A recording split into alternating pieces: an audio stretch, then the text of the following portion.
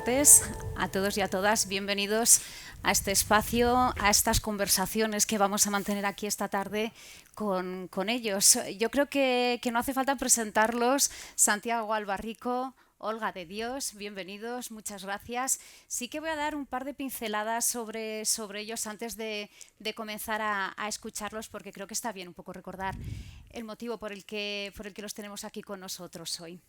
Santiago Albarrico es escritor y ensayista, ha publicado más de 20 libros sobre política, filosofía y literatura, así como 3 cuentos para niños y una obra de teatro. Además, fue guionista en los años 80 del mítico programa de televisión familiar La Bola de Cristal, donde escribió la sección política de Los Electroduendes.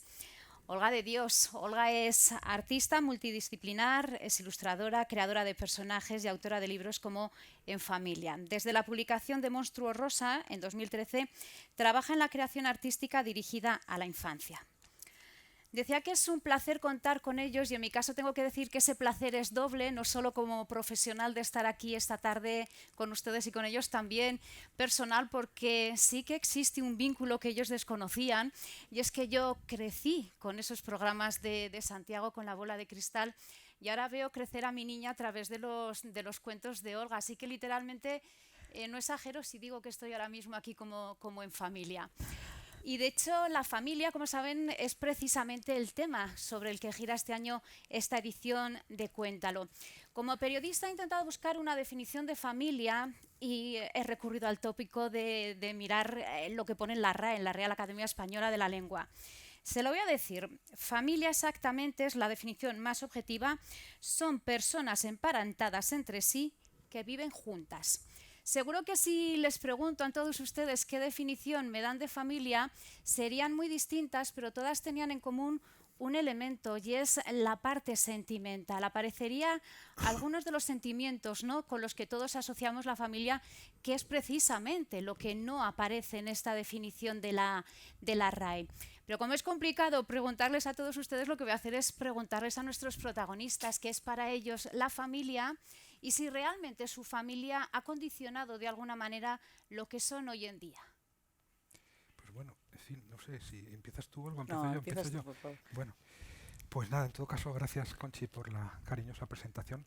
Yo también me siento un poco en familia y claro que es una pregunta cuya respuesta no es fácil, y además creo que lo primero que hay que hacer es reivindicar que la respuesta no sea fácil, porque lo más fácil es no ya atenerse a la definición de la RAE, que es verdaderamente restrictiva y además como muy biologicista, ¿no?, porque habla de parentesco y demás, sino que es muy bueno, en efecto, que nos estemos cuestionando en estos momentos qué es la familia. En todo caso, yo defendería la familia y la definiría como una comunidad de cuidados presupuestaria en la que se dan condiciones para que, sobre todo los niños, porque hay que pensar en efecto que la familia pues tiene como objetivo o funciona en términos de reproducción social, pues es una comunidad de cuidados en la que se asegura la reproducción social a través de vínculos que de alguna manera no se han elegido, en el caso de un niño, y por eso yo creo que no conviene extender demasiado el concepto de familia por analogía. O sea, podemos hablar de fraternidad, como se hacía en la Revolución Francesa, con una analogía parental, pero que en todo caso conviene restringir el concepto de familia para entendernos a aquello con lo que se encuentra un niño sin haberlo elegido, pero a sabiendas de que los que definimos la familia, lo que va a encontrar ese niño es una comunidad de cuidados. Y luego, si queréis, hablamos de qué significa esto de los cuidados y por qué, en definitiva, pues la familia históricamente no ha funcionado así, no ha funcionado como una comunidad de cuidados, sino más bien como una comunidad jerárquica, como una comunidad tóxica, neuropática, con efectos verdaderamente terribles en términos de reproducción social. Pero a mí sí me gustaría definirla así, o sea, dar por supuesto que es una comunidad como una comunidad de cuidados presupuestaria, de la que, bueno, pues siempre esperas lo mejor, ¿no? Y eso implica bueno, que sea muy bonito que tú tengas incluso un familiar en América, como ocurría antes, del que sabes que te va a recibir bien o te va a poner un plato de comida, aunque en principio no te conozca. Yo reivindicaría ese aspecto de la familia y naturalmente que en toda la familia, para todos, ha tenido una importancia enorme en la construcción del propio carácter y de la propia obra, ¿no? Hablábamos antes, mientras tomábamos un café, pues de lo que significa que tus padres te elijan un nombre, te elijan una ropa, te elijan luego un colegio, y de lo que significa en términos psicológicos el hecho fundamental de que la infancia dure mucho, de que el ser humano sea el único animal que tiene infancia, porque eso es realmente lo que nos diferencia de los otros animales. Y por lo tanto, naturalmente, que un animal con infancia, con una infancia que dura mucho tiempo en el marco de una familia que presupone relaciones previas a la llegada del niño y no siempre razonables, como sabemos en términos de pareja, pues va a determinar toda tu vida. Y por supuesto mi vida, como la de todos los que estamos en esta sala, está claramente determinada por los vínculos entre mis padres y por las elecciones que tomaron en mi lugar. O sea, para empezar, el nombre, ¿no? Santiago es un nombre terrorífico con el que uno tiene que cargar como con una chatarra muy antigua, ¿no? Porque tiene resonancias históricas. En el caso de mi biografía, pues tiene resonancias de varias generaciones. Esa costumbre que antes se tenía, ¿no? De poner el nombre del padre o de la madre en el caso de una niña, y entonces tú ya nacías con otras biografías sobre tus espaldas.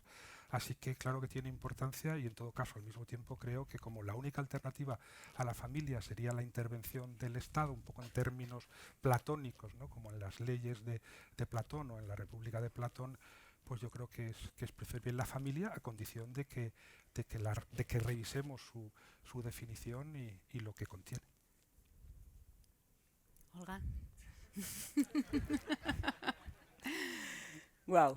Bueno, yo no sé, lo que diga la RAE no me importa mucho, eso también quiero decirlo, ¿no? Que muchas veces la RAE hace definiciones en las que yo muchísimas veces no me siento incluida, ¿no? No sé. Pero vamos, yo respecto a la familia, bueno, pues eso que estás también hablando, ¿no? De comunidad de cuidados. Yo la familia, más allá de la biológica, sí que siento que es también la que tú decides, ¿no? Las personas, los seres humanos en los que tú te arropas cuando empiezas a tomar decisiones y que al final forman parte de tu vida, ¿no? Ya no solo de tu infancia, sino de tu edad adulta, de tu construcción como persona, de tu influencia en la sociedad. Y bueno, y también quiero un poco, ¿no? Pensar que la familia no es solo la crianza, ¿no? De una hija o de un hijo, ¿no? Yo soy una mujer no madre y siento que formo parte de familia, ¿no? Y esa familia para mí pues son las personas que he decidido que me amparen y con las que comparto ¿no? mis sueños, mi vida, mis ilusiones, ¿no? Y con quienes nos cuidamos mutuamente, ¿no? Lo comentaba Santiago, una familia, un niño llega a una familia que no ha elegido, pero la familia sí que a partir de ese momento toma muchas decisiones que son fundamentales sin duda, ¿no? Para el devenir de esos niños, de todas las personas. ¿Dónde está el equilibrio entre el intervenir demasiado o quizás un poco el desapego? Pues no es un fácil equilibrio, creo que cada... A ver, que aquí ocurre también algo muy singular, ¿no? Es que en general a lo largo de miles de años y sobre todo, pues digamos que en los últimos 200 años, a partir del momento en que existe, en fin, pues una familia burguesa, nuclear, desaparece la familia extensa, desaparecen las tribus, ¿no? Pues creo que ocurre este fenómeno paradójico y es el hecho de que cuando uno quiere huir de su familia, y creo que todo el mundo llega a un momento en que quiere y necesita huir de su familia, lo único que se nos ocurre, en general, es fundar otra. Y entonces, y además nos creemos muy originales, ¿no? Nos creemos enormemente originales porque formamos otra familia y nos creemos que somos los primeros que lo hacemos, y además todos lo hacemos de alguna manera en ruptura con nuestra familia de origen. Entonces, esta paradoja hay que explorarla en todas sus consecuencias, porque al mismo tiempo por muy rebeldes que seamos y muy subversivos que seamos, y todos, yo creo que en las últimas décadas sobre todo, todos los padres y madres hemos querido ser muy subversivos, pues al final es inevitable que tomes decisiones por tus hijos. Ya decía, hablaba del nombre, pero hablaba también de la ropa, de lo que van a comer o no van a comer, del colegio al que van a ir. Y además yo creo que es bueno que los niños no tomen ese tipo de decisiones. O sea, sería una carga abrumadora y que yo creo que psicológica, freudianamente, infinitamente más peligrosa o tan peligrosa que como los malos tratos, el cargar a niños pequeños con la responsabilidad de ciertas decisiones. Entonces, por tanto, hay que asumir que es un lugar donde ocurren cosas que tú no decides. Y eso puede naturalmente parecer poco democrático, pero creo que es vital si queremos explicarnos por qué, después de todo, la familia sigue cumpliendo una función en términos de sostén del mundo. Porque la familia no va a transformar el mundo, pero probablemente lo ha sostenido y la sostiene mucho. Pensemos ya lo que ha ocurrido en los últimos 15 años, en el que ha habido una crisis económica permanente, ¿no? Entonces, y cómo la familia ha operado ahí de sostén. Y creo que eso sería imposible si no estuvieran todos estos elementos, digamos, no democráticos, porque el amor no es democrático, a condición de que sea amor, ¿no? Porque es verdad que puede no ser democrático y puedes tener una familia en la que ocurren cosas espantosas. O sea, las estadísticas lo dicen, la mayor parte de los abusos sexuales sobre menores se producen en el marco de la propia familia. Y bueno, en todo caso creo que es importante aceptar como presupuesto, como ficción, ¿no? Igual que la ficción del hombre salvaje de Rousseau, aceptar que en las familias se quiere a los niños. Y en cuanto a equilibrio, ¿cómo hacer para no, que creo que es lo que pregunta Conchi, ¿no? Para equilibrar entre la sobreprotección y el abandono? Pues yo creo que es muy complicado y que todas las madres del mundo hemos estado siempre negociando ese equilibrio y probablemente fracasando siempre. Y porque fracasamos siempre, acabamos queriendo huir de nuestra familia. Y como solo se nos ocurre para huir de nuestra familia fundar otra familia, pues reproducimos una especie de maldición en la que hay avances milimétricos, porque yo creo que sí que ha habido avances al menos milimétricos en las últimas décadas. Lo hablábamos antes, ¿no? Cuando hablábamos pues, de lo que significa, pues en mi caso, haber sido educado en un colegio no mixto, además del Opus Dei, en el franquismo, y educarse ahora en colegios donde pues por lo menos hay ciertas cosas que se aceptan con absoluta naturalidad, ¿no? Pues padres divorciados, niños adoptados, y yo creo que eso es un cambio cuyas consecuencias positivas medimos mal porque nos hemos acostumbrado a ellas y que hay que proteger porque en estos momentos yo creo que están amenazadas, como tú, Olga, creo que sabes incluso mejor que yo. Sí, bueno, no sé, yo creo que primero que decidir ser madre o padre es una responsabilidad enorme y me parece, bueno, pues supongo que lo pensaréis mucho antes de hacerlo, no lo sé, pero, pero, pero bueno, yo también, o sea, respecto a lo que preguntaba, siento que tiene que ser muy complicado asumir que la carga depende solo de ti, no lo sé, quiero decir, o sea, yo entiendo que igual, no sé, es más práctico o no sé, o no sé, es inteligente, sentir que no estás sola en la crianza de tu hija o de tu hijo, ¿no? Sentir que además de ti pues hay más personas, que puede ser la sociedad, pero también puede ser tu entorno, tu tribu, ¿no? Yo creo que la crianza con otras familias, con otras personas que te acompañan, ¿no? Hace que eso sea más fácil, no lo sé. Yo por mi trabajo resulta que ahora formo parte de muchas familias, ¿no? Es decir, Claro. mis ilustraciones, mis historias forman parte. A mí me escribís muchas personas y me decís, cuento todas las noches, ¿no? Y son momentos como súper íntimos, ¿no? Pues siento que aporto algo a esa crianza, a esa educación. ¿Sabes lo que os quiero decir? Es decir, que sentir que es solo tú me parece muy duro. Que claro, yo no soy madre, no hablo desde mi persona, ¿no? Pero creo que desde la sociedad, desde las artes, desde la literatura, desde la educación, desde las vecinas, la tribu en la que tú te estés educando a tu criatura o a tus criaturas, pues encuentras ahí, ¿no? Totalmente de acuerdo. No sé si habéis leído un libro que para mí es extraordinario sobre la crianza de Carolina del Olmo, que se llama ¿Dónde está mi tribu?, ¿no? Y explica en efecto cómo lo que ha ocurrido, también bajo la presión del capitalismo y del neoliberalismo, es que al final las madres se han quedado completamente solas en la crianza de sus hijos. Y es verdad que antes había familias tensas, había tribus, y de alguna manera los niños eran de todos los miembros de esa familia extensa. Creo que eso amortiguaba un poco todos los efectos neurotizantes de las relaciones familiares, nucleares y cerradas, y que además hay que pensar modelos de tribu que no tengan necesariamente que ver con el parentesco, ¿no? Yo creo que con toda legitimidad y todo orgullo tú puedes reivindicar tu papel de madre lateral o subsidiaria de un montón de niños, y eso yo creo que es fundamental en estos momentos, ¿no? En efecto, sobre todo, pensemos, porque es verdad que hay que pensar en esos términos, no dejar a las madres solas. Primero, porque las madres somos muy peligrosas, y en segundo lugar, porque una madre sola con una carga de responsabilidad excesiva va a acabar haciendo daño a su niño o a su niña. Bueno, entonces de ese apoyo que dices, evidentemente necesitas no estar solo en esto.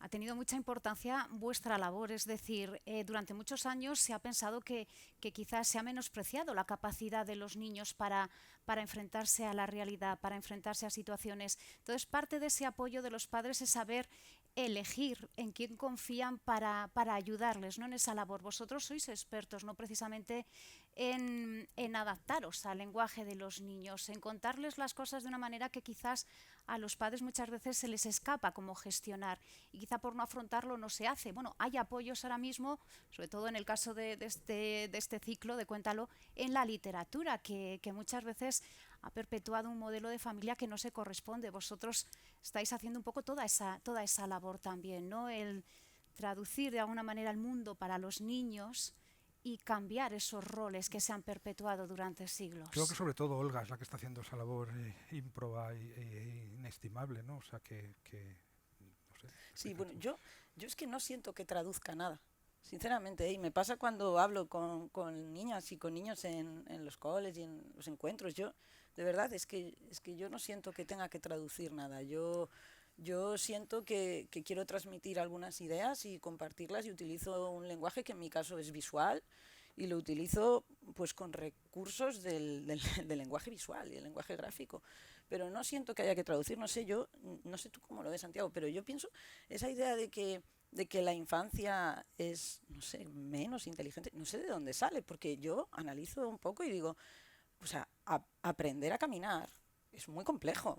Aprender la lectoescritura es altamente complejo. Una persona adulta, yo creo que no seríamos capaces de aprender eso. Es decir, que en muy pocos años aprenden cosas tremendamente complejas. Yo no sé de dónde sale la idea de esa tan adultocentrista de creer que tiene menos capacidad cognitiva que nosotras unos dos. Yo es que no lo creo todo lo contrario, ¿sabes? De hecho, yo me gusta mucho compartir mi trabajo con niñas y niños y ver cómo reaccionan, porque siento que tienen una capacidad de entenderlo que yo no alcanzo a tener. Os digo, de verdad, yo trabajo así y lo siento con sinceridad. Y ahora me gusta mucho, ahora estoy pintando y expongo así en un entorno de arte contemporáneo, y me gusta mucho que, por ejemplo, vienen niñas y niños a ver los cuadros y opinan. Y sus opiniones y sus expresiones me parecen súper interesantes en comparación con las de críticos de arte contemporáneo, por ejemplo. Sí. A mí me pasa, sinceramente. No. No sé, solo me pasa a mí esto. ¿Tú cómo lo ves, Santiago? No sé. No, bueno, quiero decir, a mí me ha pasado esto de dar conferencias para niños, te lo contaba antes, ¿no? En ese libro Ser o no ser un cuerpo, que está basado en una serie de conferencias que dio en el Reina Sofía, y recuerdo hasta qué punto me desconcertaron y de alguna manera me polinizaron respuestas inesperadas de niños a relatos o a argumentos míos.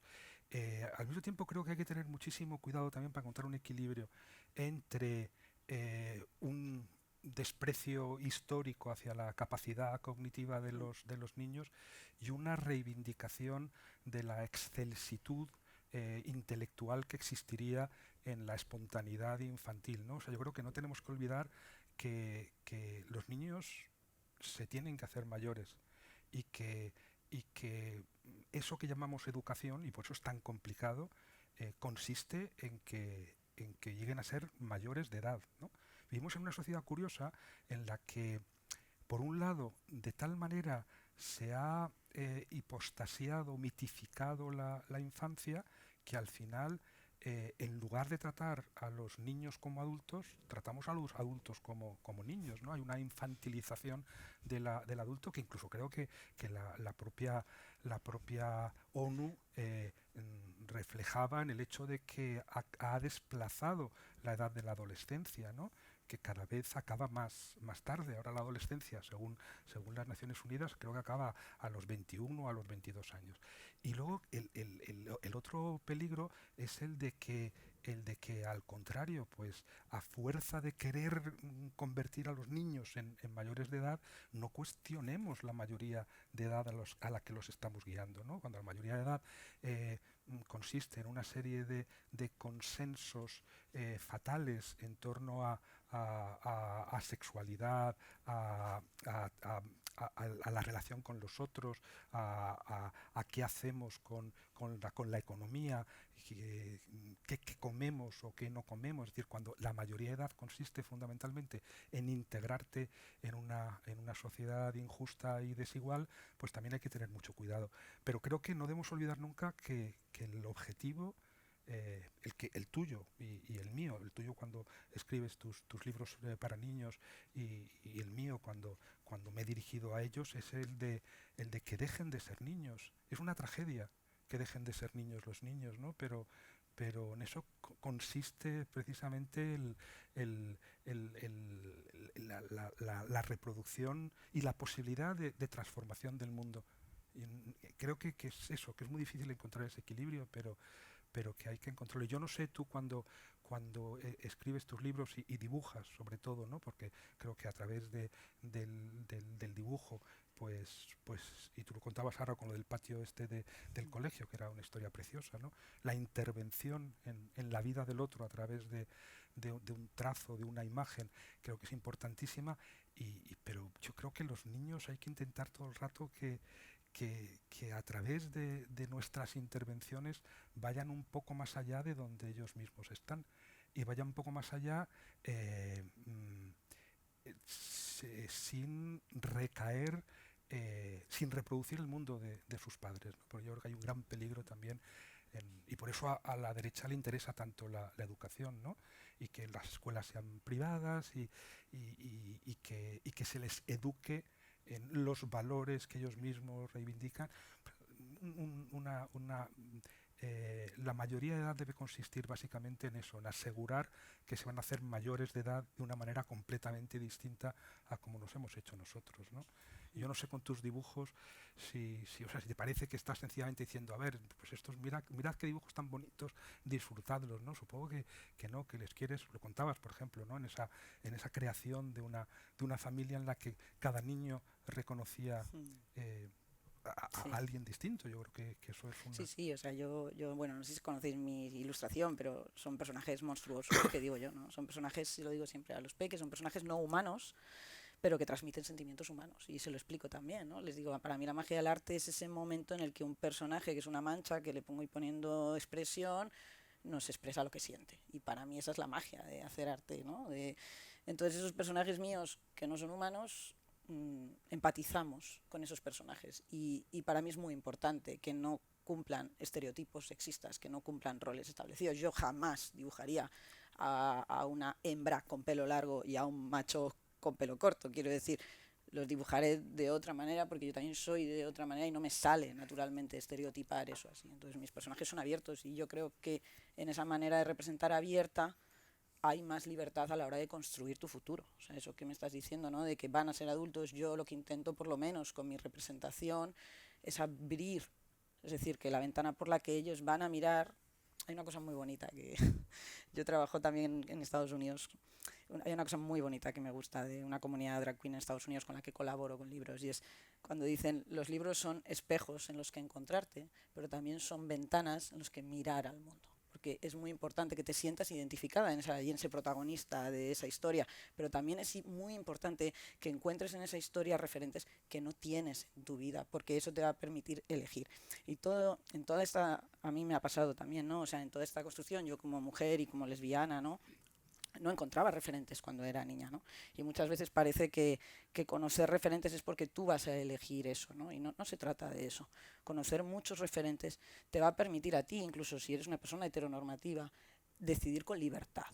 Y creo que eso es clave, ¿no? Entonces mi trabajo se basa en eso, en mi manera de dibujar esos personajes tan abiertos, esas familias tan diversas. Yo he dibujado un libro de familias en donde no he puesto nombres a los personajes para que seas tú quien decida. Por esa cosa también de reivindicar de que nosotros imponemos el nombre, ¿no?, de nuestras hijas, nuestros hijos. Si tú puedes decidir, decidirás en libertad, ¿no? Y es como yo entiendo mi arte, ¿no?, y lo que yo aporto a la infancia con mi trabajo artístico. Hablábamos de ello antes, además, Olga, el hecho de que el modelo, ya al margen de la definición de la RAE, el modelo de familia ha cambiado y hay muchas formas de normalizar, y tú decías, bueno, pero realmente, ¿qué es normal?, ¿no? Incluso la propia palabra normalizar ya está condicionando, ¿no? Y eso es quizás lo que tú haces a través de tus dibujos, el decir, no es normal ni no normal, es lo que hay. Sí, yo defino mis personajes como abiertos. Para mí no son raros. Para mí raras somos todas, ¿no? Es decir, mis personajes son abiertos, son abiertos. Te puedes encontrar tú en el personaje protagonista de mi libro y me puedo encontrar yo. Y somos seres humanos súper distintos. Pero es que a mí me ha pasado. Es decir, mis libros están en muchos contextos del mundo. Y me ha pasado una cosa preciosa. Mi primer libro, Monstruo Rosa, es una historia de un personaje que es diferente, nace diferente en un contexto normativo. Todos los personajes son iguales y es un personaje diferente. Y yo siempre lo cuento, es una historia autobiográfica. ¿Qué pasó? Pues este libro resultó que ese personaje monstruoso, que es un ser monstruoso, cíclope con un ojo y pelo rosa, pues llegó a China, llegó a Corea, llegó a Japón, ha llegado a Brasil, ha llegado prácticamente a todos los continentes, y cada vez que me hablan desde esos lugares me dicen, yo me he sentido monstruo rosa. Entonces me parece muy bonito, a mí esto me ha pasado, y es como, qué curioso, me parece súper bonito, digo, qué bien, porque todo el mundo se ha sentido una niña lesbiana en la sociedad española de los años 90, que yo me crié, ¿no? Entonces, es bonito y a la vez es triste, es decir, ¿qué sociedad tenemos en donde todo el mundo, de algún modo, se siente lejos de esa normalidad, ¿no? Entonces, Sí, a yo mí creo eso que me ha eso está, pasado, no sé. sí, yo creo que esto es, y eso es lo difícil, es decir, yo creo que apenas acercas una lupa al interior de cualquier familia, lo que descubres es un montón de monstruosidades, ¿no? Creo que todos somos monstruos. Entonces habría que invertir la lógica, ¿no? En virtud de la cual pues siempre hablamos de normalidad en lugar de hablar de monstruosidad. Todos somos monstruos, y además la ventaja de la monstruosidad respecto de la normalidad es esa, es que todos los monstruos son diferentes unos de otros, mientras que la normalidad lo que hace es homogeneizarnos, ¿no? Y naturalmente que uno no puede aspirar a la monstruosidad, ¿no? Al contrario, lo que hay que hacer es aceptar el hecho de que apenas miramos dentro de nosotros descubrimos un monstruo pues eso, pues un monstruo que necesita un poco de atención, al que hay que a veces frenar, ¿no? Pero que en cualquier caso de alguna manera retrata al conjunto de la sociedad. Y esto lo vemos muy claramente en cómo reaccionamos frente a nuestra propia monstruosidad. O sea, eso que llamamos monstruos es precisamente el modo insano en que reaccionamos frente a una monstruosidad íntima que no aceptamos. La homofobia es la verdadera monstruosidad, ¿no? El racismo es la verdadera monstruosidad. Y es una monstruosidad muy generalizada, porque lo general y lo normal es huir de nuestra propia monstruosidad. Y huimos precisamente mediante la violencia proyectada sobre el otro, mediante esto que tiene que ver con los cuerpos, que yo creo que además en una sociedad como la nuestra, yo he dedicado buena parte de mi obra a esta insensata emancipación de los cuerpos, ¿no? que hace que cada vez que recaemos en un cuerpo sea de forma negativa. Los cuerpos aparecen siempre como obstáculos para el progreso o como residuos detestables. En cualquier caso los asociamos a, a amenazas, a acechanzas, ¿no? ¿Quién tiene cuerpo? Pues el viejo, el enfermo, el terrorista, por supuesto el inmigrante, más las mujeres que los hombres. Y claro, una sociedad que niega el cuerpo, pues cuando el cuerpo aparece, aparece siempre como monstruoso. Y aparece el rechazo, yo creo que esto es muy importante, aparece bajo la forma no tanto de odio, sino de asco. Y en esta reacción monstruosa frente a nuestra propia monstruosidad, lo que aparece siempre es el asco. Y el asco es mucho más violento que el odio. El odio se puede reprimir. Tú puedes odiar a alguien toda tu vida y no hacerle ningún daño, ¿no? En cambio, hemos visto, por ejemplo, ahora en estas agresiones homófobas, que lo que había era esta necesidad del contacto físico violento para negar el cuerpo del otro, porque has proyectado en el cuerpo del otro una diferencia que solo se puede aniquilar.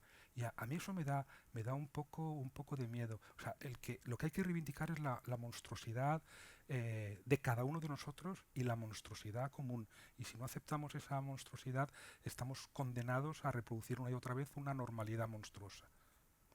Me parece, no sé.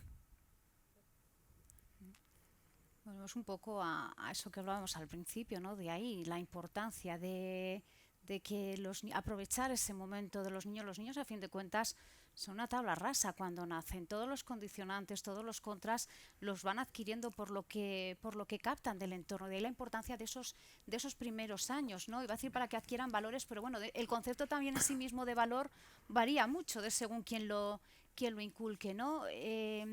Dar más valor todavía a esos primeros años de vida de niños para evitar que todas esas monstruosidades se repitan, ¿no, Santiago? Pero es complicado, claro, porque al final no es solo la familia la que No, condiciona. claro, porque en realidad no somos educados ya por la familia.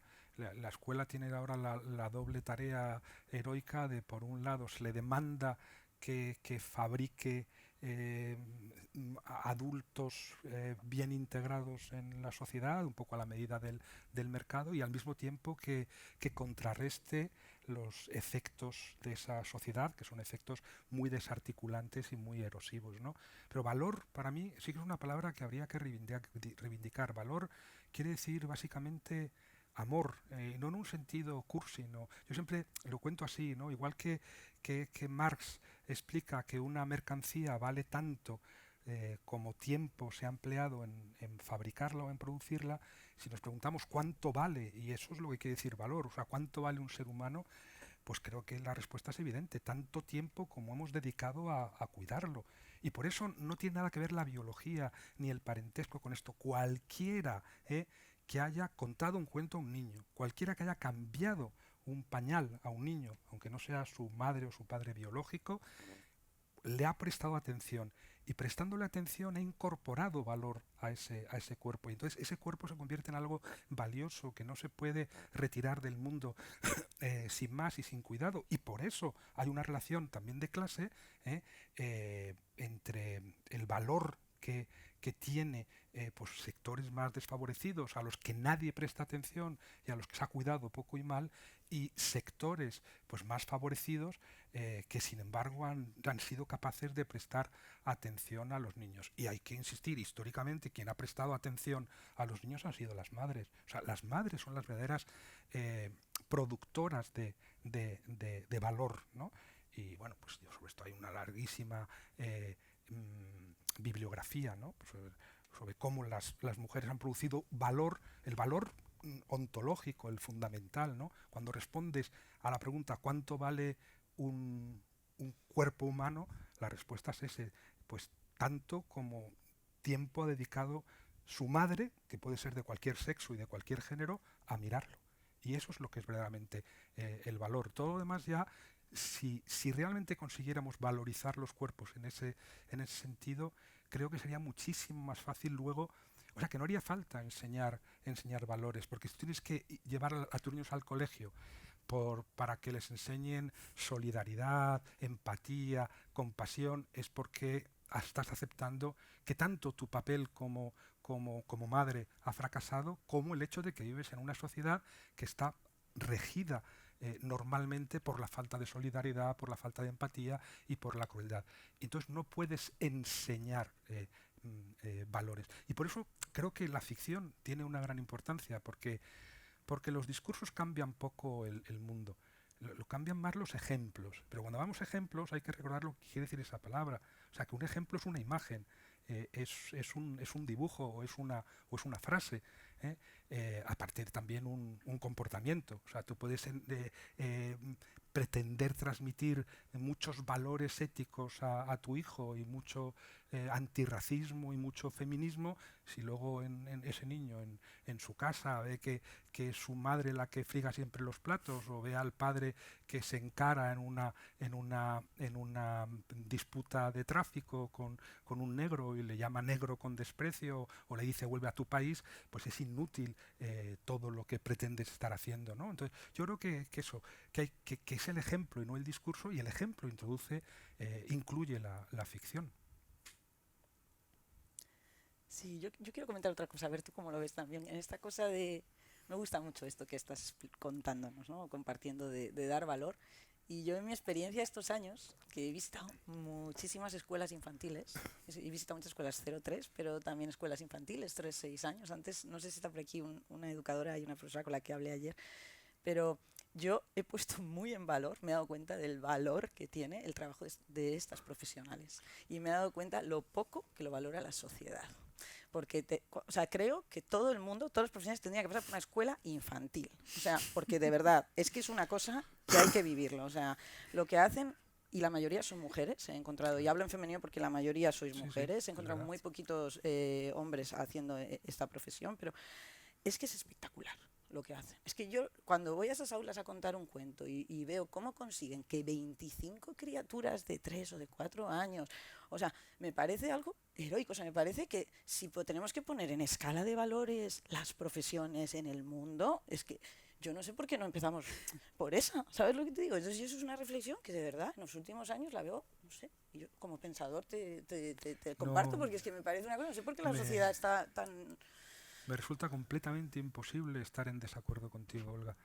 Sí, o sea, completamente. Creo que es verdad que es muy importante no solamente esto. Si realmente tengo razón y el valor se introduce a través de los cuidados, y son sobre todo las mujeres las que lo introducen, es muy llamativo el hecho de que aquellas fuentes de valor estén tan poco valoradas, ¿no?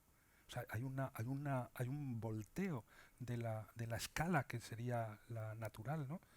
No deberíamos dar más valor a los que introducen valor que a los que lo retiran, y sin embargo en un mundo pues patriarcal, en fin, pues ya sabemos que lo ocurre es todo lo contrario, que se da valor más bien al que resta valor a los cuerpos, y cuanto más valor quitas al cuerpo, pues más te pagan, ¿no? Incluso así, o sea, que incluso salarialmente ocurre que el que retira valor de los cuerpos es mejor pagado que el que introduce valor en los cuerpos, y eso me parece trágico y muy indicativo de las sociedades en las que vivimos, ¿no?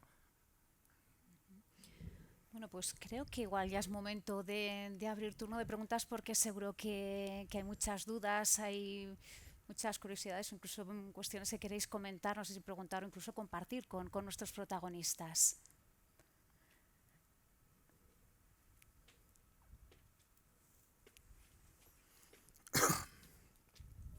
Sí. Cuando no se está acostumbrado. Bueno, yo creo que primeramente me ha llamado la atención y quería resaltarlo, que la familia es cariño. O sea, primero, a mí me gusta relacionar siempre la familia. Cuando veo a gente que a lo mejor no son familia, pero sí se relacionan de una manera y se ve ese cariño, esa socialización, a mí me gusta, y digo, parecen una familia, porque me llama la atención el cariño. Quiero resaltar que en lo que Olga ha dicho con respecto a infantil, es que me parece Claro, yo tengo 73 años y los colegios que he ido pues no es lo mismo, ¿no? Pero, por ejemplo, mis nietos, cuando mi nieta estuvo en infantil, la profesora hizo un rodeo de los abuelos voluntarios que fueran a contar una historia de cuando los abuelos eran pequeños. Y entonces me pareció tan magnífico eso de que un abuelo fuera a la clase con 25 niños y contara una situación, una vivencia que recordáramos, claro. Y yo el día que fui, de verdad, sentí todos los niños en el suelo y yo sentada. Y mi nieta, claro, se puso en primera fila. Y conté una historia de cuando yo era pequeña de las gallinas y todos me miraban así, con una atención y una cosa, bueno, pues esa historia a niños del colegio, el otro día fueron a ver lo de Divulgaciencia, ahí a la Biblioteca de la Merced, y yo entraba en clase por la biblioteca, a la clase de cultura, y ellos estaban en la fila para entrar, y no veáis, bueno, ahora mismo tienen 10 años, qué ovación, la abuela de Naya, o sea, las gallinas. Que no les había visto, y con mascarilla, no les había visto, pero 4 o 5 así niños y digo, estos niños fueron los que estuvieron en infantil cuando yo les conté la historia de las gallinas. O sea, y lo que tú dices, es una base, un recuerdo que se les queda y es una satisfacción también personal mía, ¿no? Pero me agradó y dije, vaya chute que me han dado hoy para todo el día, ¿no? El que me reconocieran con mascarilla, yo entrando por otra puerta por las que ellos estaban en la fila. Y entonces lo que tú has dicho, Olga, es una cosa que es una base, los 3 años de infantil, creo que son 3, ¿no? Sí. Es increíble, porque yo creo que eso se les queda y no se les olvida. Pero sobre todo pienso que la familia es fundamentalmente cariño, ¿no? Sería lo deseable, no en todo pasa. Y en general, Olga, yo creo que también hablabas de esos primeros años, los profesores a los que hay que poner en un altar, también suele ser ese el ingrediente, el cariño, ¿no? Raro es el niño que no recuerda a su profesora de infantil. Es un auténtico referente durante toda la vida, porque más allá de la profesionalidad está el sentimiento. Ellos, yo creo que casi todos tienen la certeza de que tienen en sus manos a esas personitas y se vuelcan con auténtico cariño. Es algo que va más allá de lo que es un sueldo, lo que es un oficio, ¿no? Yo creo que tú también eso lo detectas. Sí, yo siempre lo cuento. Yo cuando empecé a ir a escuela, yo soy un poco así, bueno, no sé, me eduqué en el País Vasco, me cuesta como el roce, como, no sé, soy un poco así. Y claro, estás ahí, les cuentas un cuento, yo les enseño mis dibujos y luego todos vienen y me abrazan, ¿no? Claro, y la primera vez que me pasó, pero claro, es algo habitual, porque el afecto en su entorno, o sea, no se comprende la educación infantil sin el afecto, sin el cariño, ¿no? En una universidad, yo nunca he ido a dar un abrazo a una profesora en la universidad, ¿no? Te quiero decir, que podría ser, o sea, si es que yo luego pienso, digo, es que yo siempre digo, esto que pasa aquí en la infancia, ¿por qué no lo hacemos luego? Es que, pues si te ha gustado esta clase, si te ha aportado, si te ha enriquecido, pues un abracito, ¿no? Al final, un abracito, pues a ti no sé si te ha pasado alguna vez en la universidad un abracito de alguien. En la universidad nunca me ha pasado, no, sin duda. Pues a mí me pasa muchísimo, tienes que ir más a infantil. No, pero sí que me ha ocurrido y tengo muchas fotos de que cuando cuentas eso, un relato, enseguida los niños se aproximan a ti y necesitan el contacto físico, Claro, porque como si transmitieras el relato a través de la piel también. Entonces se ponen encima de ti. Yo tengo fotos de mías de contando en pueblos pequeños a niños, eran como de la familia, un cuento y están todos apiñados, unos encima de mis piernas, otros colgados del cuello, como para no oírlo. Y me contaba, y tiene mucho que ver con esto que dices, una educadora infantil hace unos meses en un curso en el que estuve, lo trágico que ha sido para estas personas durante la pandemia el tener que reprimir los abrazos, incluso negarse a recibir un abrazo de un niño. Y ya me contaba que al final y vamos, a mí me parece que era lo más digno y lo más justo, y era casi un imperativo hacerlo, que muchas de ellas han claramente infringido y violado toda la normativa sanitaria, porque les parecía muchísimo más saludable un abrazo que una distancia sanitaria. Eso del abrazo yo creo que a esas edades es fundamental, y la relación que hay entre el abrazo y el relato que tú has señalado me parece evidente. Yo quiero hacer una cosa divertida. Sí, no sé. por Es supuesto, que yo he traído estás en casa, algunos Olga. de mis libros y me parece que como has participado yo te quiero regalar uno de mis libros, así contra todo afán comercial, no sé. Yo creo que tú te mereces un En Familia, ¿no? Yo te lo voy a regalar. Y sí, por favor. Y como tengo más, y así, pues que se animen a preguntar y regalamos otro libro, ¿no? No sé si os parece bien, porque veo que no os animáis, no sé. Con esta cosa de poner en valor, ponemos en valor la pregunta, no sé. Parece muy bonito esto que has hecho de regalar uno. Luego nos damos un abrazo, aunque yo la verdad no sé, porque me abrazan tantos niños, yo no sé qué carga vírica tengo, no lo sé, no lo sé. Pero bueno, animaros a preguntar. Tengo aquí, mirad, un Leotolda que es maravilloso, por un comentario, una impresión, Venga, por favor. Bueno, hasta has conseguido estimular sin duda Sí. la intervención del público. Vaya por delante que pienso que tengo una confianza cada vez más grande por los seres humanos, de los que yo también formo parte de su especie, pero al mismo tiempo me debato entre... Bueno, os quería preguntar, ¿y no os genera cierta desconfianza también la familia y la escuela? Quiero decir que, como se ha hablado de experiencias personales, y sin querer...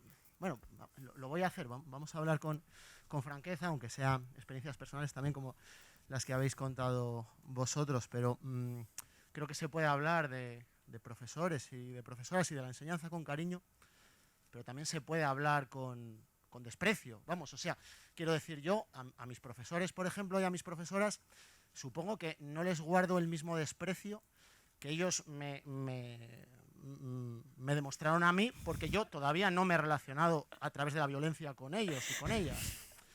Sé que tal vez lo que estoy diciendo es una experiencia parcial. Tampoco es una experiencia parcial, porque quiero decir que vengo de un pueblo donde nos hemos debatido entre eso, ¿no? Entre la confianza en el ser humano, pero al mismo tiempo la atención profunda ante esas organizaciones, o no sé cómo llamarlo, como la escuela o la familia, que de alguna forma reproducen esa estructura, una estructura basada en la división del trabajo, en el capital, como la que estamos viviendo. Entonces, no sé si guardáis algún tipo de desconfianza. Yo quiero decir algo, pero luego quiero que tú le respondas, porque como has escrito también mucho sobre... Pero yo primero te quiero decir que evidentemente te entiendo. Yo soy una niña marimacho de los años 80 en España y no he recibido para nada cariño de la sociedad y del entorno en la mayoría de los casos, ¿no? Sin embargo, yo siento que siempre he respondido con una sonrisa, y mi trabajo pretende ser esa sonrisa de respuesta para intentar construir una sociedad que creo puede amparar a la niña que yo fui, ¿no? Eso es mi respuesta personal, te quiero decir, que yo me he enfrentado así a esos fantasmas y a esas situaciones, ¿no? Pero tú has escrito, yo creo que has escrito también, en Leer con Niños también has hablado un poco de esa familia, ¿no? Sí, claro, yo cómo no voy a entender la desconfianza hacia la familia y la escuela, ¿no? He hablado un poco de esto, acercas la lupa a una familia y enseguida encuentras un montón de monstruos. Y en mi caso tú eras una niña lesbiana de los años 80, yo era un niño blandengue de los años 60, ¿eh? O sea que date cuenta de lo que eso significa. Creo que hay todos los motivos razonables y fundados para desconfiar y cuestionar esas instituciones. La cuestión es saber con qué las reemplazamos y qué alternativas tenemos. Esta es una discusión que tiene décadas, ¿no? Décadas. Por ejemplo, la discusión sobre la escuela, pues cuando discuten Iván Illich y Paulo Freire, ¿no? Iván Illich propone la desescolarización de la sociedad. Hasta el punto le parece que esa institución sobre todo hace daño, ¿no? bueno, pues que esta un poco idea mística, muy anarquista de Ivan Illich, según la cual pues basta desescolarizar e incluso desalfabetizar a los niños para que el mundo vaya mucho mejor, porque espontáneamente van a construir un mundo mejor. Yo eso no me lo creo. Me apuesto más por Paulo Freire, sobre todo las clases desfavorecidas, lo que significan los procesos de alfabetización, el hecho de que tú te empoderes a través del lenguaje, y eso es indisociable de la escuela. La pregunta es, si aceptamos que la familia y la escuela son fuentes no solo de malestar, sino a veces de patologías graves, ¿qué hacemos con ellas? ¿Las arrojamos a la basura? Hay que tener en cuenta también que eso es algo que al neoliberalismo y al capitalismo le conviene mucho. Yo creo que más bien se trata de reformarlas, de cambiar la escuela. Y ya insisto, o sea, yo no sé qué edad tienes tú, pero creo que también en el curso de tu vida habrás visto cambiar la escuela. Yo, desde luego, mis hijos, que tienen más de 20 años ya, se han educado en una escuela muy diferente a aquella a la que yo fui. Y yo no recuerdo más que un maestro, entre muchos, entre los 4 años que empecé a ir a la escuela y los 17 que salí de la escuela, solo recuerdo un maestro o un profesor que realmente iluminase mi camino y me sirviese de asidero. Es probable que uno a lo largo de su vida no encuentre más de 3, pero me parece que estadísticamente ha aumentado el número de profesores que a uno le abren los ojos. ¿Y los otros para qué sirven? Pues también para aprender a rebelarse. O sea, necesitas aprender a rebelarte. y creo que la escuela es también una matriz de rebeldía, y no hay que ignorar las ventajas que tiene en ese sentido. Y respecto a la familia, yo creo que ya lo hemos hablado. Yo, desde luego, ya no imagino más una familia nuclear burguesa compuesta de padre y de madre, sino pues de todos esos monstruos que dibuja Olga. Aunque, insisto, creo que lo importante sigue siendo el aspecto de valorización del amor y la necesidad de aceptar, porque si no también caemos por otra vía en el neoliberalismo, que hay en nuestra vida datos. Dato quiere decir lo que viene dado. Es muy bonito que haya cosas que nos vienen dadas, contra las que unas veces tenemos que pelear y que otras veces reivindicamos. Lo que hay que saber es qué datos queremos que presidan nuestras vidas. Pero creo que es bueno que aceptemos que hay cosas que nos vienen un poco como caídas del cielo. Bueno, eso nos ocurre incluso cuando nos enamoramos, ¿no? Que en realidad, si estamos enamorados, y de ahí toda la cursilería en torno al amor, ya sea heteronormativo o no, es el hecho de que te parece que de alguna manera no has elegido tú a la persona a la que amas. Y es muy bonito que te caigan del cielo cosas positivas, te caen meteoritos como a los dinosaurios o bombas como a los iraquíes, pues no es bonito. Pero yo creo que es bonito aceptar la idea de que la humanidad solo puede funcionar bien si no lo elegimos todo. Si aceptamos que nuestra libertad solo es libertad si se mueve en unos límites. Eso que le gustaba tanto decir a Chesterton, que es uno de mis grandes héroes literarios, ¿no? Que decía que, y esto está en todos los cuentos infantiles, ¿no? O sea, que tú solo puedes ser enteramente libre a condición de que haya al menos una cosa que se te prohíbe. Volver después de las 12 si eres la Cenicienta. Bueno, pues incluso en nuestros mitos más feos, como puede ser el de Adán y Eva, feos porque realmente pues son mitos muy patriarcales, pues ahí también tienes la prohibición de una sola cosa. Son enteramente libres y felices a condición de que respeten una cosa. Yo creo que hay que introducir al menos 1, 2 o 3, no más, 1, 2 o 3 prohibiciones para que podamos ser libres en todo lo demás. Bueno, pues te vamos a imponer este libro que te quiero regalar, que es Monstruo Rosa. Lo quieras o no, me hace ilusión regalártelo. Y bueno, por tu pregunta y tu experiencia, espero que te guste. Tengo más libros, o sea que si queréis preguntar algo más... Pues una oportunidad. Tengo mucha obra. Estoy tentado a hacerte una pregunta. Ah, bueno, venga. No, mira, ahí hay alguien que... Sí, bueno, hola, buenas noches, muchísimas muchísimas gracias por, ¿no?, compartir este momento. Yo tengo una pregunta sobre todo dirigida a el tema de la imagen, ¿no? Porque la imagen, tú hablabas de que era una ventana, Olga, ¿no?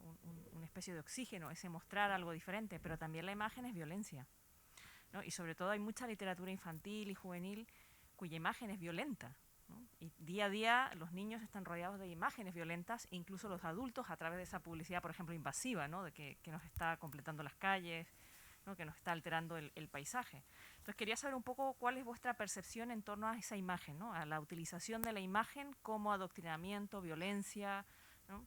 Un poco. Sí, yo quiero responder.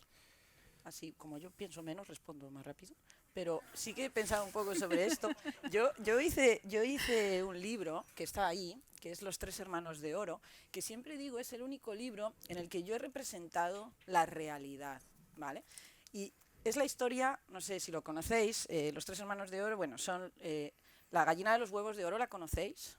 Puso huevos, ¿vale? Yo me he imaginado que de esos huevos nacieron pues unos seres de oro, que son estos tres hermanos, y vivieron en la sociedad contemporánea. Entonces he narrado sus vidas. Y en esas vidas son súper desafortunadas, como las de su madre, ¿de acuerdo? Y he representado realidades, pues como que uno termina pues, muriendo en el mar, ahogado, ¿no? Huyendo de una realidad, o que otro termina en un estado de depresión, ¿no? Y es un artista. Es decir, he narrado realidades que forman parte de mi sociedad. Y cuando hice ese ejercicio gráfico, yo me inspiré en imágenes reales.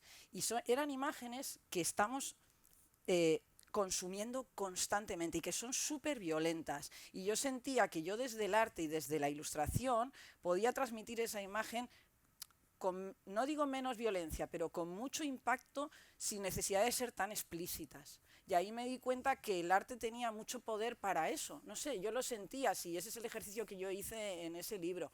Pero es lo que sentía, es decir, estamos tan acostumbrados a recibir violencia visual, o sea, ver gente muriendo, que lo vemos, y ver, ¿no? O sea, que empezamos como a hacer un filtro y dejamos de ver, ¿no? Entonces en eso yo sí que creo que también el arte y la codificación a través del arte visual puede aportar algo, pero no lo sé, no sé tú.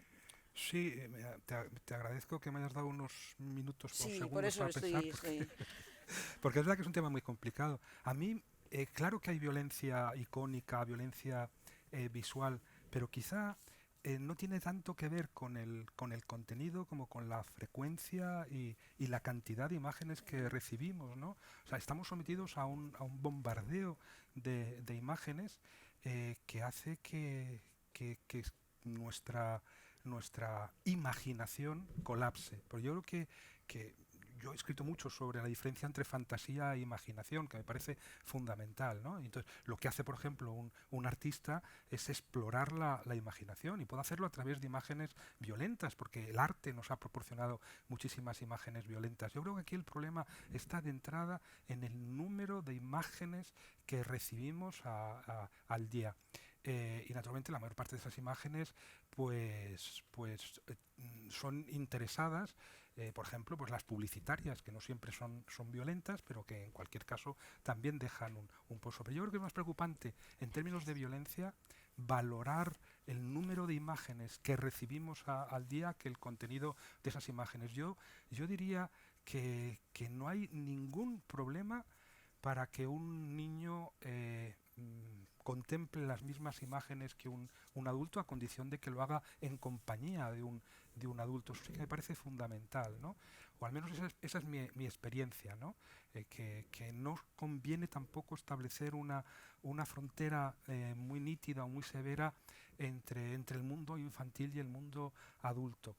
Y que con nuestros niños, incluso con niños pequeños, podemos ver imágenes de violencia a condición de que estén inscritas en un contexto artístico o narrativo y que puedan descodificarlas con sus padres, madres, tíos o miembros de la tribu adultas. Así que yo no haría demasiado hincapié en el contenido de esas imágenes, que también me preocupa mucho, por ejemplo, pero las series que ven los niños, ¿no? Pero porque hay una tentación tecnológica de violencia. Hay cosas que por ejemplo, el cine clásico no hacía. Yo que soy muy aficionado al cine, pensaba el otro día con mi compañera en lo que ocurre, por ejemplo, una película como Centauros del Desierto, que es una de las obras maestras de John Ford, ¿no? Cuando los indios pues asaltan el rancho y violan y torturan y despedazan a la mujer y a los hijos, al hermano y a los hijos y a los sobrinos de John Wayne, que es el protagonista. La violencia es totalmente elíptica e impresiona mucho. O sea, a mí me impresiona más el imaginar esa violencia que el verla, como ahora la tentación que tiene que ver con el hecho de qué podemos enseñar. Lo podemos enseñar todo porque técnicamente somos capaces de reproducir con un realismo, con un sobrerealismo, por ejemplo, una decapitación, ¿no? Entonces, lo que se ha ido borrando, desde luego en el cine está muy claro, y en el caso de las series yo creo que es más evidente, la frontera que existía antes entre el cine de acción y el cine gore. Ahora todas las películas introducen un elemento gore, y eso tiene que ver, yo creo, que con la posibilidad tecnológica de reproducirlo todo, cualquier cosa con la que fantaseemos, y con las dificultades que tenemos para establecer marcos, tanto narrativos como de recepción, en los que podamos descodificar la violencia que reciben nuestros niños, que en todo caso están sometidos a un bombardeo de imágenes a través de teléfonos móviles, de redes sociales, a través de la publicidad, ¿no? Esta insistencia en imponer un horizonte perceptivo que es enteramente visual y y parpadeante o latiente, ¿no? Que está siempre latiendo en forma de imágenes el mundo delante de nosotros. Si necesitamos un poco de estabilidad. La violencia no está tanto en el contenido de las imágenes como en el hecho de que no duren lo suficiente como para descodificarlas, ¿no? A mí eso me parece muy violento, el que no nos den tiempo para pensar lo que vemos. Te has ganado Leotolda, que tiene unas imágenes preciosas, llenas de color.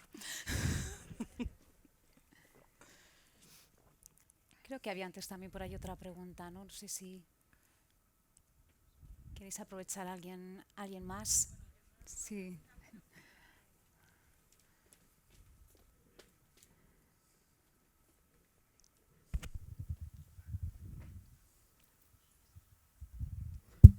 Bueno, hola. Yo, no era una pregunta, era simplemente agradecerte, Olga, los libros tan preciosísimos que escribes. A nuestros hijos les encantan. Son uno de los regalos que hacemos siempre, además, entre los amigos de cuando tienen un hijo, el de Leotolda, que le acabas de regalar. A ver, que estoy un poco... muchas gracias, sí, antes de nada. Yo no he dado las gracias antes de hablar, sí. Así que muchísimas gracias por venir a todo Eso que el mundo. decías de crear personajes, pues eso, libres, abiertos, también desde una de las comisiones que hay en el cole, que, junto con mi marido, siempre intentamos, pues eso, introducir libros de tu estilo, ¿no? Para que pues los niños que igual no tienen la oportunidad en su casa de tener esas vivencias o esas referencias, que las encuentren allí en la biblioteca si algún día caen en sus manos, que eso me parece que es lo que podemos aportar un poco nosotros, ¿no? Y que también yo, por ejemplo, cuando llegan los libros de los niños, cuando compramos los libros antes de que empiece el curso, siempre me gusta ojearlos y siempre me sorprendo de lo súper estereotipados que están, sobre todo los de educación infantil. Los que están reglados, ¿no? Los de prescripción, sí, los libros de prescripción, ¿no? Trabajamos por proyectos. El hada y los duendes, pues lo típico, ¿no? El hada lleva pendientes, lleva falda, lleva flores, y el duende le gusta tirar piedras. Esto el año pasado. No sé, me encantaría que alguien como tú hiciese esos libros. No sé cómo lo ves. Me imagino que lo ves mal, pero... Y otra cosita que quería decir yo, pues lo mismo a tu compañero, pues yo soy algo más grande, más mayor que ella, y también nos dieron las herramientas para poder identificarnos con otros personajes que nuestros padres, ya bien sea por la educación que recibieron ellos, nos educaron en una familia más clásica, y sin embargo, pues gracias a uno y a otro, pues hemos podido crecer con diferentes referencias y explicárselo a nuestros hijos, que seguramente cometeremos otros errores, pero que por lo menos hemos tenido, y también nuestros padres, hablo de los míos, creo que con el paso del tiempo se han dado cuenta que sus familias, que las que ellos creían, creo, a pies juntillas, igual no han sido las que ellos esperaban que fueran, sino que han sido totalmente diferentes, ¿no? Otra cosa que le voy a decir a Olga, que me he enterado, Olga, que has estado pintando unos murales por ahí por los colegios y me ha dado mucha envidia, y te vamos a invitar a unas patatas con chorizo, a lo que haga falta, para que vuelvas a Logroño, a nuestro colegio o a los que quieran, a hacer lo propio, eso es. Bueno, muchas gracias, me siento súper acogida. Y bueno, respecto a lo que dices de esos libros de prescripción, y no es una palabra que yo me invento, se dicen así, libros de prescripción, que son los que te obligan a comprar, porque hay como un acuerdo, pues bueno, pues que no tengan la calidad que tú quieres, yo creo que también podemos quejarnos de esas cosas, ¿no? Es decir, pues si no nos interesan, no los queremos, es decir... Yo hago libros y publico obra desde un lugar independiente. Yo no estoy trabajando con esos gigantes editoriales que prescriben libros, estoy trabajando desde otros contextos con editoriales que, bueno, y vosotros estáis en la libertad de elegir qué acercáis a vuestra familia, ¿no? Entonces yo creo que estamos trabajando, generando otras cosas, yo y más gente, y ahí está la libertad de poder elegirlo, ¿no? Pero sí, que es triste que todavía a día de hoy, yo siempre lo digo, o sea, no sé, no hace falta que lo diga, pero no es tan difícil hacer un ratón que no sea una ratita o un ratoncito, o sea, es que no es tan difícil. Yo he hecho en mi vida ya cientos, yo creo que hasta 1000 personajes y no he cumplido esos estereotipos, o sea, que yo creo que también hay una falta de interés, ¿no? Y una falta de voluntad creativa en hacerlo de otra manera. Entonces yo creo que a lo mejor, si nos dejan de interesar, desaparecen del mercado, no lo sé, es que no lo sé, ¿sabes? Y lo de pintar los coles, pues me lo he pasado muy bien. Estuve en Zaragoza gracias al Festival Asalto, tuve la oportunidad de intervenir en un cole gigantesco, que se lo he estado contando a Santiago, ha sido súper bonito intervenir a gran escala en el patio de un cole, porque ha sido de repente cambiar, ¿no? de dimensión y solo con pintura transformar el espacio. Y ha sido la primera vez que lo hacía y bueno, espero poder hacerlo más veces, así que en ese sentido genial.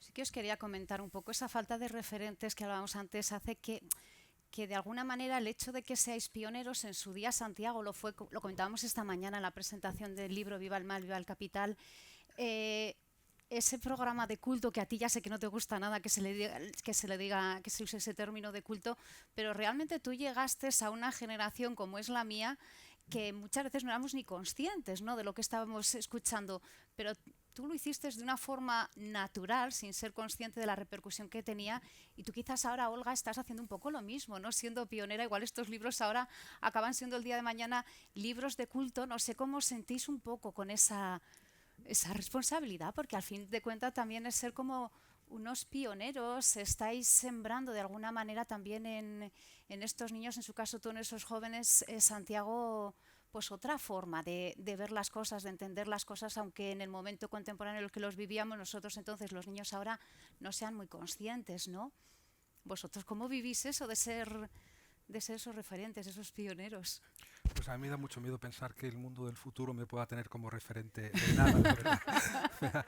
Me da mucho más miedo eso que aceptar cualquier papel positivo, ¿no?, en la formación de una generación. Y como tú has dicho, vosotros los que veis el programa no erais conscientes de lo que estabais viendo. Yo no era consciente de lo que estaba escribiendo, y he llegado ya a los 60 años con más dudas que certezas, y con mucha necesidad también de seguir buscando referentes, incluso entre gente mucho más joven que yo, porque conviene, creo que es una demostración de salud mental el que aceptemos que gente que viene por detrás puede hacer las cosas tan bien o mejor que nosotros, y que nos vamos a morir con más dudas que certezas, con muchas incertidumbres y con muchos temblores de alma, midiendo siempre los gestos que hacemos y las consecuencias que tienen nuestras intervenciones en el mundo. Así que, bueno, pues es verdad que al final ocurre como hablamos antes de la familia, uno forma una familia huyendo de la familia, y es verdad que supongo que todas las personas que a lo largo de los siglos han introducido algún efecto en el mundo, pues lo han hecho desconfiando mucho de lo que hacían y creyendo que los que la habían precedido tenían más certezas. Pero me temo que lo que hacemos de generación en generación es transmitir fundamentalmente incertezas y creer que los otros tienen certezas y no son como nosotros. O sea, somos todos iguales en ese sentido. Sí, yo realmente no tengo para nada esa percepción. Yo siento eso que estás expresando, ¿no? Yo sencillamente aporto con lo que a mí me han enseñado, he aprendido, ¿no? Con un montón de artistas que yo he estudiado, intento aportar lo que puedo, ¿no? Y no tengo la sensación de estar haciendo, sencillamente lo hago lo mejor que puedo y ya está. No pienso, no sé, no lo pienso desde ahí. Si lo pensase desde ahí, no sé, supongo que no lo haría, no lo harías bien. No lo sé, seguro. no. Yo no lo siento así para nada. Yo siento que hago lo mejor que puedo con todo mi cariño y con todo mi entusiasmo, como tanta gente es lo que hace en el mundo, ¿no? O sea, incluidos los padres hombre, incluidas los padres y todas esas educadoras de infantil sí. que cada día lo mejor que podemos, que siempre mal. Bueno, yo no sé si alguien se anima más a una última cuestión. Ah, bueno, incluso dos. Pues que no me va a quedar mal, es que estos son de la biblioteca, que los he cogido de aquí, no los puedo regalar. Pues ya... Son de la biblioteca, chicos, lo siento. Ah, los podéis coger prestados. Bueno, pues por un lado, con respecto a la pregunta que hacían sobre esa legitimidad o no del desprecio que a veces se puede tener hacia la estructura familiar o de la propia educación, y creo que vuestras respuestas han ido un poco en la línea esta de o la construyes o te la construyen, no sé si me equivoco tal vez.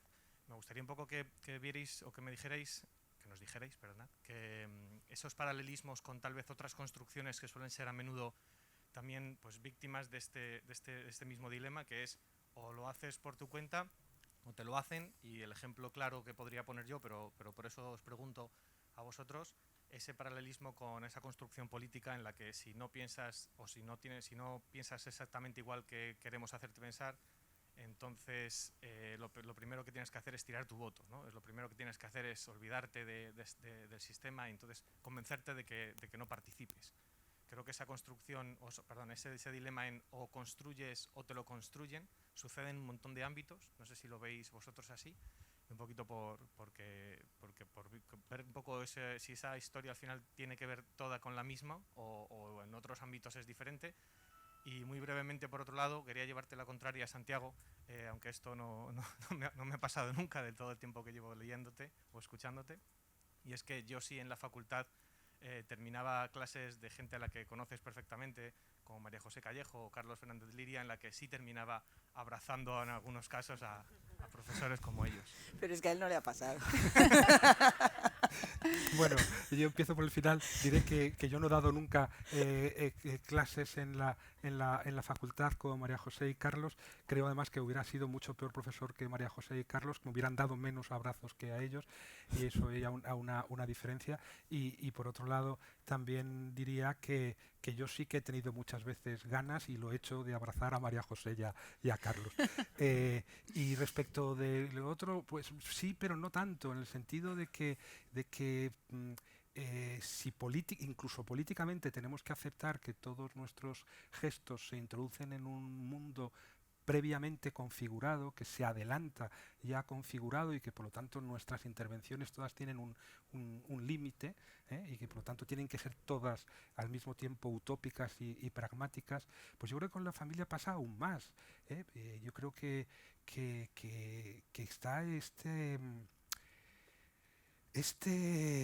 iba a decir misterio, no me gusta mucho utilizar esa palabra, porque se ha utilizado muchas veces para justificar relaciones de dominio y desigualdad patriarcal, pero sí que creo que esto tiene que ver con algo para lo que no estamos nunca preparados, que toda la preparación con la que contamos, pues la hemos heredado de padres que, como digo, hemos cuestionado al crear nuestra propia familia, y respecto de criaturas totalmente inermes que dependen de nosotros desde el primer momento. Entonces tienes que moverte en esos márgenes, y por lo tanto es muy probable que metas la pata, que la metas inevitablemente, y por lo tanto lo único que se puede hacer para corregir cada metedura de pata es tener la certeza de que estás metiendo la pata con mucho cariño, sin nunca dejar de razonar con un niño. Por ejemplo, yo creo que si un niño te pregunta algo, la mayor parte de las veces no tienes una respuesta, pero tienes que intentar darle una, incluso cuando las preguntas son muy difíciles.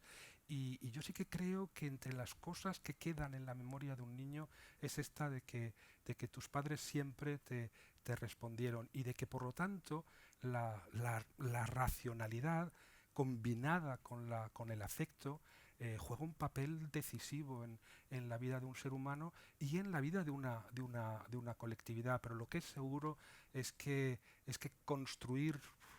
reconstruir la familia se va a hacer siempre en márgenes de dificultad que solo pueden ser corregidos de esta manera, ¿no? Asegurando que todas las preguntas de los niños van a tener respuesta, y de que además esa respuesta va a estar acompañada de cariño y de abrazos.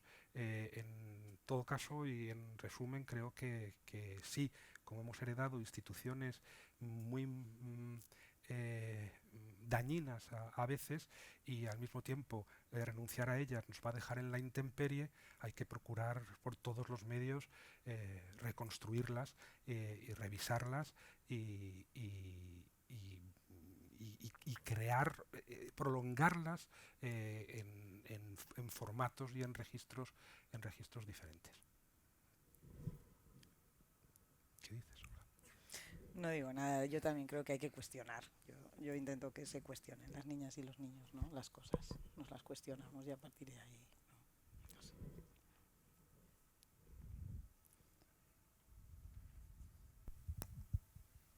Hola, ¿se me oye? Sí. Bueno, nada, yo en este panorama así de la familia, en la que se incluyen bastantes cosas que no se hacen tan bien y que tienen sus consecuencias, como no hemos compartido aquí todos y vosotros también, quería saber cómo pensáis que se puede vivir el perdón, si es que se puede o es necesario vivirlo, el perdón tanto hacia los padres, madres que no lo han hecho como hubiéramos necesitado, o incluso hacia los hijos, cuando en caso de quienes los tienen, cuando no lo hacen como a los padres les gustaría. ¿Cómo habéis vivido vosotros el perdón? Si lo creéis necesario. Bueno, es una pregunta muy difícil, y para Olga aún más difícil, ¿no? Porque quiero decir, pues no tienes hijos y todo esto, pero puedes hablar de los padres. Yo no tengo que perdonar hijos porque no tengo. Pero padres padres no me queda sí. otra que perdonarles. No te queda otra. Es un cuestionamiento, no lo sé. Es muy difícil, ¿no? No lo sé. Pero tú lo has comentado también, ¿no? Que muchas veces lo has comentado cuando vuestra educación ha hecho cuestionarse a vuestros padres la que ellos recibieron. Yo creo que la educación emocional que han recibido las generaciones anteriores es terrible, ¿no? O sea, nos enfrentamos ante unos hombres y unas mujeres que no son capaces de expresar sentimientos. O sea, yo eso veo una diferencia total, brutal. Yo cada vez que voy a un cole y un niño que me pasa me grita, Olga, te quiero. Y me acaba de conocer, o sea, eso yo, no sé, a mi padre o a mi abuelo, es que yo creo que no se lo he oído decir en mi vida. Entonces, yo creo que también hay que ser conscientes de lo que es cada generación, ¿no? Entonces es como que es muy difícil ponernos en el lugar emocional de cada uno. Yo creo que ese es el ejercicio que todas y todos tenemos que hacer, poner respecto a los anteriores, y me imagino que lo mismo hacia la descendencia, no lo sé. No sé, es una pregunta que me obliga a imaginar contextos muy específicos, ¿no? Yo no puedo decir que mis padres lo hicieran todo bien, incluso algunas cosas las hicieron francamente mal. No creo que se trate de perdonar. Se trata, y eso creo que es más fácil cuando finalmente eres padre o madre, entender que debajo de tus padres había un ser humano con todas sus flaquezas, sus deseos insatisfechos, sus cúmulos de infelicidades sin solución, ¿no? Yo creo que hay una cosa que por eso es fundamental, y por eso es fundamental revisar el concepto de familia. Hay una cosa que decía un pedagogo italiano muy bonita, había hecho una encuesta y decía que cuando se le preguntaba a un niño pequeño que cuáles creía que eran sus derechos fundamentales, decía dos: derecho a tener un hermanito, que creo que es fundamental, ¿no? Introducir multiplicidad suficiente como para que puedas tener complicidades y pugnas, y por otro lado, lo más bonito que decía era que el derecho fundamental de un niño es tener una madre feliz. Y es verdad que durante generaciones y generaciones y generaciones la mayor parte de los hijos hemos tenido madres infelices. Y cuando descubres que debajo de ciertos comportamientos lo que hay es básicamente infelicidad, no puedes dejar de perdonar ciertas cosas. Y si no las perdonas es que vas a ser un muy mal padre o muy mala madre.